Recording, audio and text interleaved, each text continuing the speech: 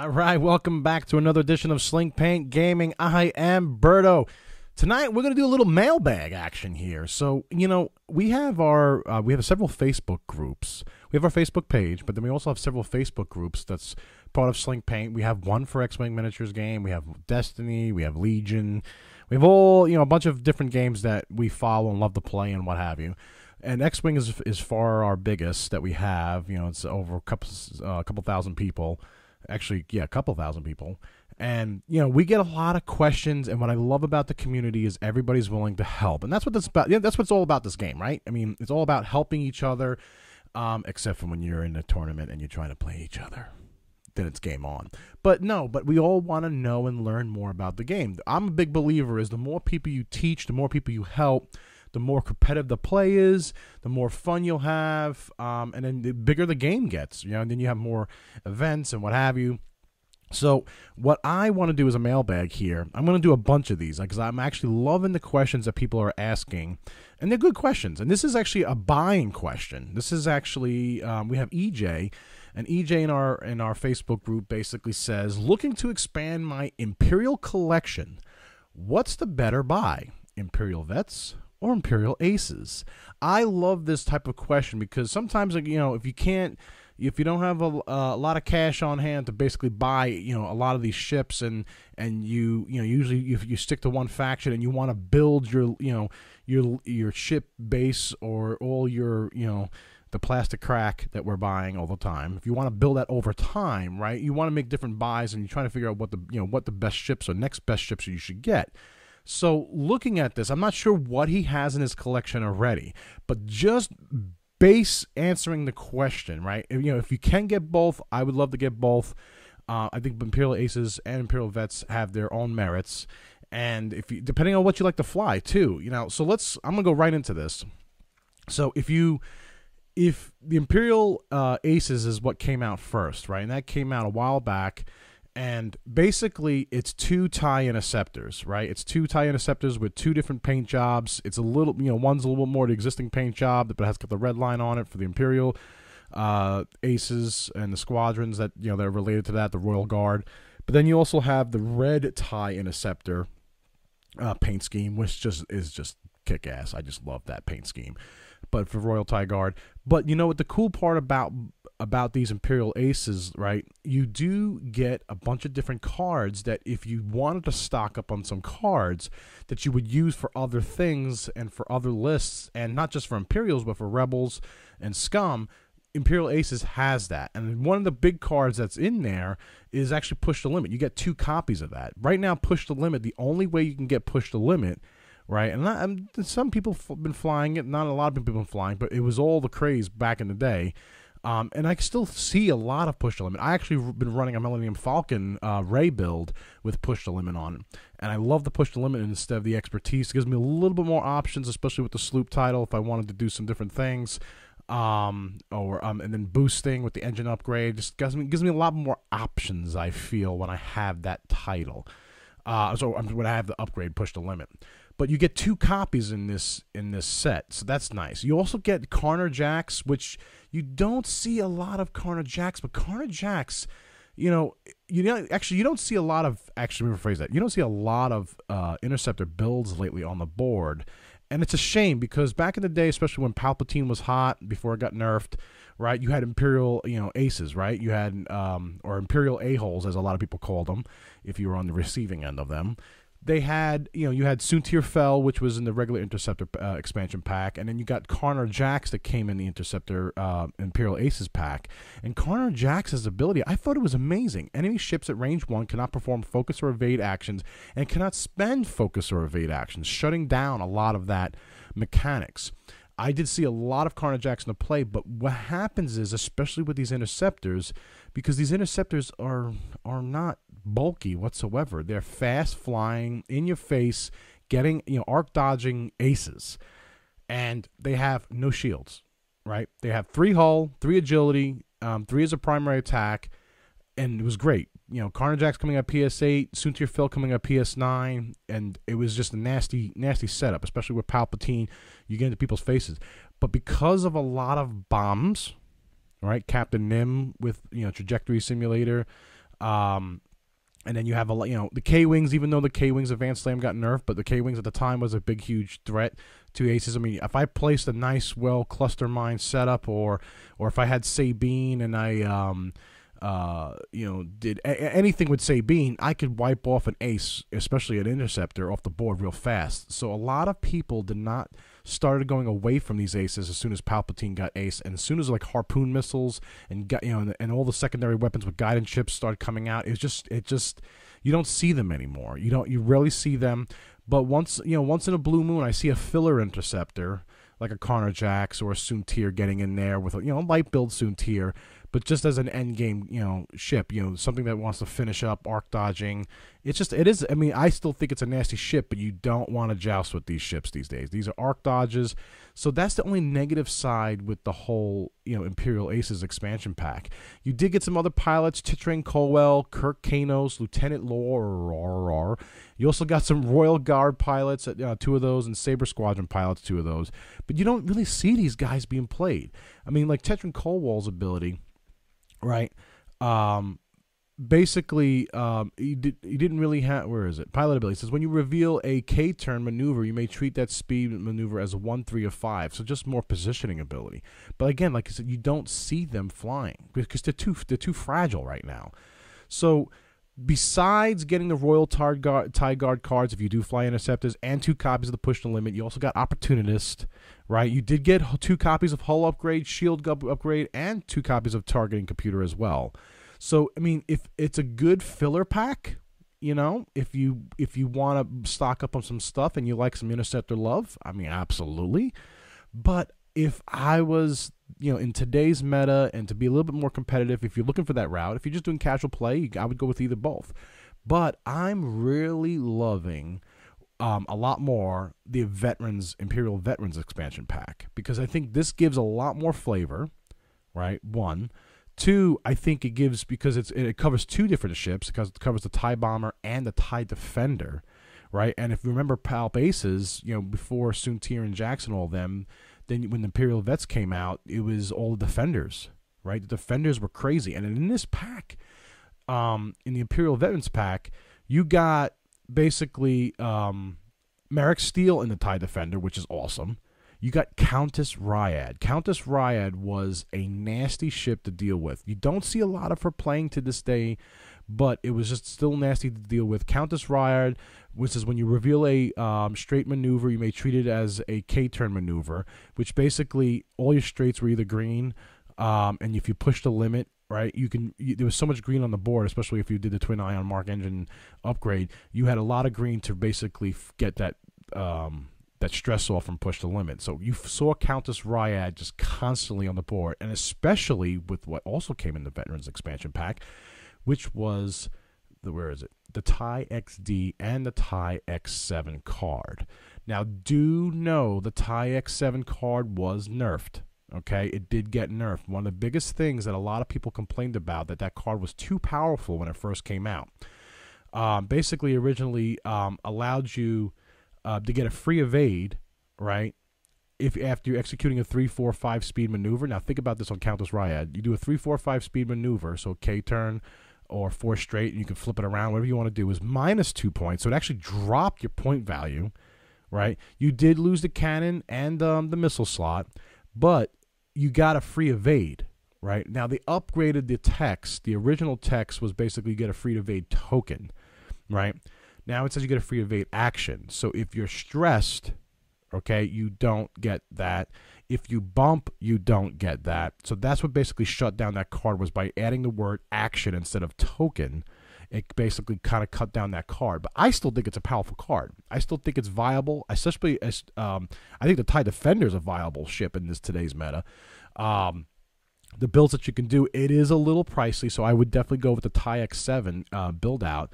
But getting a free evade action, if you fly your ship right, and if you get that evade action, I mean, this thing's a little built-in tank. 3 shields, 3 hull, right, 3 agility, and you get the evade action, and you token up. If you push the limit, if you still flew Countess Ryad, it was a nasty setup. But again, a lot of the secondary munitions, it was hurting it. But I still think that the TIE X7 card, Countess Ryad, I still think that is a an awesome build would push the limit on there. One of the other things, too, that you also got with the Veterans Expansion Pack was the Glaive Squadron pilot. Now, a lot of people were on the fence with this when they first came out, but the Glaive Squadron was a PS6. Okay, you had a 34-point PS6, nice tanky build with TIE X7, drops to 32 points. You have a nice little beefy jouster there. If you wanted to adaptability or put VI, that gets it up to an 8. All right? It had that elite talent slot, so it was a nice beefy ship with twin ion mech engine for 34, 35 points, give and take, a point or two depending on how you want to flavor it. Right? You can have a nice beefy tank, and it will hold its own. I mean, with 3 agility, 3 hull, 3 shield, and 3 attack dice, it's a nasty ship to deal with. Right, I loved used to flying triple defenders back in the day, and when this came out, I flew 3 Glaive squadrons, all decked out, TIE X7s, the whole 9 yards, and it was amazing and fun to play and build because it was a hard hitting one, and it survived. With the 3 agility, 3 hull, 3 shield, I could take a hit or two and still fly around and do my thing, and set up for the shot. And with barrel roll natively on this thing, you would be able to reposition nicely. It was, like I said, it was a great build, a great, ship, the Glaive Squadrons. The other thing now you got also in this Veterans expansion, that's why I think this Veterans expansion is a little bit better than the Aces expansion, is because you also got the TIE Bomber. If you're a huge TIE Bomber fan and you love flying TIE Bomber, one of the best pilots I think for the TIE Bomber that ever came out with was Tomax Bren. It says once per round, after you discard an elite upgrade card, flip that card face up. Guess what would you put on this ship? Crackshot. Yes, Crackshot. And Crackshot on Tomax Bren, basically you can eliminate one of the evade result or die results on your opponent's roll for when they're rolling defense, right? Basically, it brings up that PS value of that primary attack value of 2 to almost like being a 3, right? Because you can always negate and Crackshot that, and then after every round, guess what? That discarded elite upgrade card, you flip that card face up, and it's Crackshot again. So it's like endless supply of Crackshot, which is awesome. So any action-based elite talents you would basically that you would have to discard. And the big one is, I think, is Crackshot. You can get it back again every turn. So Tomax Bren, and coming in at an 8, right? You have, tons of outfits that you could do it. With 24 points, you get Tomax Bren. You get an elite slot, 2 torpedo slots, 2 missile slots, 1 bomb slot, right? You get this whole huge setup of here that you can do of different things. The only thing though is there's no shields on it. This is one of the things with bombers, but you get 6 hulls, so it's a little bit beefy. But for Tomax Bren and being a PS8, you get some nice, great maneuverability out of that. I think that, that's huge. One of the other things, too, is you also got Deathfire in the Bomber with the Veterans Expansion Pack. Death Bomber says when you reveal your maneuver dial or after you perform an action, you may perform a bomb upgrade card action as a free action. Now, he did come out of PS3, but I like PS3 action bombs. Drop them, boom, and they get set off. So at 17 points, you outfit with a couple bombs. That's a nice, Deathfire was a nasty ship to deal with. I hated dealing with Deathfire. We had a local guy here that always flew TIE Bombers and TIE Defenders, and it was just every time I see him, I'm like, it's just a pain in the ass to deal with. But it's a great ship. The other thing that you would get in the VI, you got the proximity mine, you got cluster mines. So if you wanted to outfit some bombs, you got different bombs. You got Tractor Beam. Right, Tractor Beam only came in with two expansion packs. It only came in one with this Imperial Veterans and in the Mist Hunter. So if you like flying some Tractor Beam action, you can get some Tractor Beam action with this set. Systems Officer, which I only see once in a few played, which I would probably like to see this a little bit more played. For 2 points, after you execute a green maneuver, choose another friendly ship, not your friendly ship. At range 1, this ship may acquire a target lock. I like that concept, action economy for 2 points. And then you can outfit, right?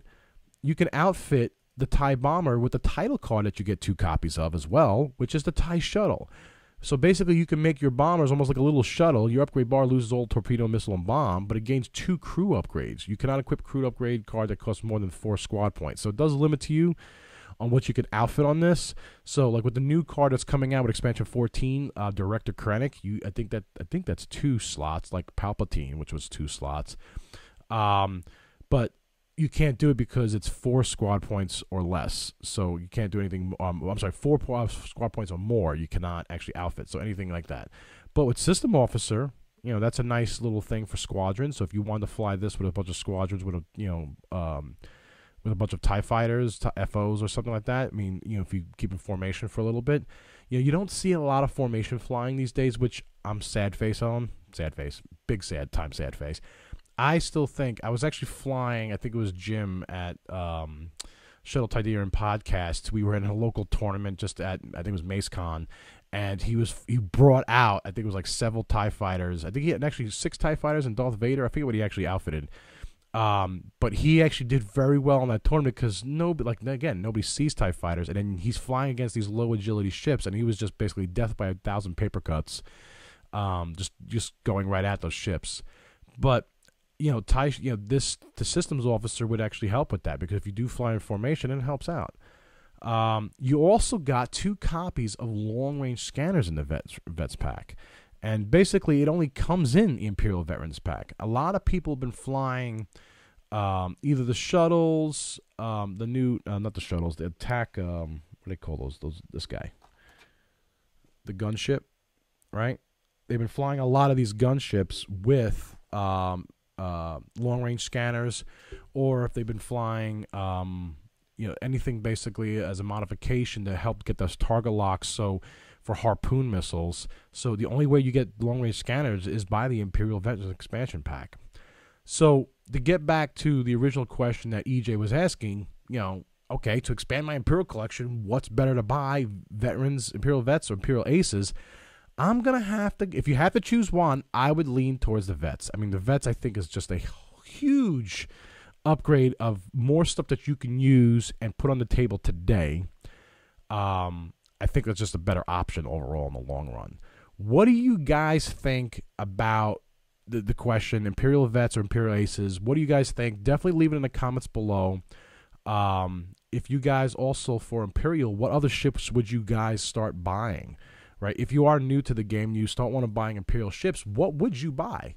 You know, a lot of people talk about TIE silencers. Like I just played a guy this weekend, that actually had a local guy here that he actually had 2 TIE silencers, and it was just ripping me to shreds with threat tracker and all that fun stuff. I was getting frustrated. I'm like, damn threat tracker! Every time I was activated, he would move out of the way. Besides like a TIE silencer, what other ships for Imperials would you guys buy? Help out EJ. Definitely put in the comments below. But I just wanted to make sure that we do a lot more of these questions that we get on our Facebook groups, so I can basically help and educate and share my thoughts and opinions on either purchases, buys, builds, or questions about playing the game and all the different stuff. I think that is the whole point of this community and the whole point of this channel, is basically just help you guys come up with different things, or help you guys clarifying questions. But definitely check out the links below. You'll see them in the description here, the link to the Sling Paint X-Wing Miniatures group. Definitely join that, and it's free to join. It's Facebook, and you'll have to basically answer a question, and then once you answer the question, basically we'll approve you to get in, and then you can go in and see all the questions and help out other people. Again, the biggest thing is community. Make sure you help out other people. Definitely help. Put lists up there if you have questions on your lists. Put things up there related to if you just don't understand about a rule or how something works. A lot of people, a lot of super smart people, probably smarter than me and better players than me, will definitely help put those answers to your guys' questions. All right, I'm going to wrap this guy's video up. If you guys like what we do, definitely give this video a like. Subscribe to a channel that always tells us that you guys like what we're doing, and we're going to keep putting more content out. I want to do a lot more of these mailbag things. I'm also going to do a lot more list reviews that you guys put up in that X-Wing Facebook group. And also, we're going to start with other groups and other games. We're going to start talking about, like, one of the things that we're going to start talking about is Legion, right? Nims and I are getting excited about Legion. It's just another Star Wars game to spend more money to give to Fantasy Flight Games, but it's just more Star Wars action. It's more ground assault. So if you guys haven't seen that game coming out, check that game out, Star Wars Legion. All right, we're going to wrap this video up. Again, give this video a like, subscribe to our channel. Also, if you guys want to help support us, take a look at our token store. My wife, Dee, loves making these custom tokens and working with our artists like Jim. Jim. Jim's on the channel, on our Sling Paint crew here. Jim also does a lot of the artwork for our tokens and a lot of custom stuff. And also, definitely check out all those links below. We also have an apparel store if you guys want to get some Sling Paint swag. Definitely check that out. All right, guys, we're going to wrap this video up. Always remember, if you sling more paint than your opponent does, you're probably going to win. Thanks, guys. If I can shut this video off.